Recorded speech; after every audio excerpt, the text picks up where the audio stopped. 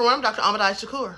Well, it looks like your president, Donald J. Trump, is trying to wave the white flag to surrender after all of the tough talk, all of the threats, and all of the warnings and the ultimatum of a 48-hour deadline. Let's get into it. After boldly coming out yesterday and basically admitting to wanting to commit a war crime by saying that he would have the power plants over in Iran attacked, putting them in darkness, taking out their electricity and all of that.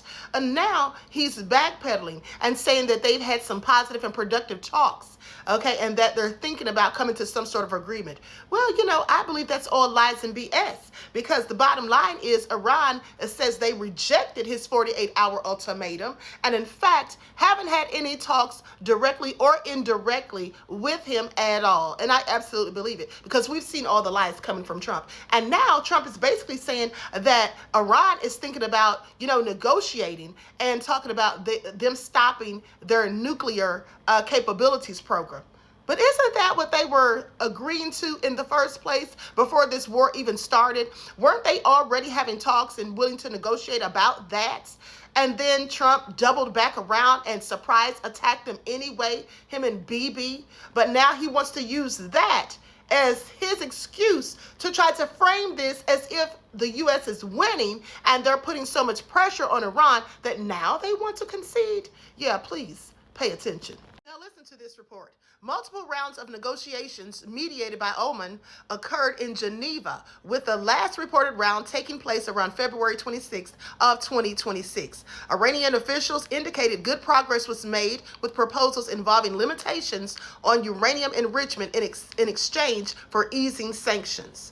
Negotiations during the conflict. Now, following the start of hostilities, President Trump claimed the U.S. was holding productive conversations with Iran to end the war, while Iranian officials formally denied that negotiations were happening and termed such reports as fake news, okay, meant to affect markets. Now, while negotiations occurred, they failed to prevent the conflict, and each side accused the other of failing to act in good faith. I think we all know who failed to act in good faith. Okay, please pay attention. And it was at that moment that Trump realized that he was in over his head. Okay, it looks like he and Bibi have both effed around and found out, because now Bibi is trying to play the victim and up here telling a sad story and trying to fearmonger other nations into helping them with this war that they started. Okay, please pay attention.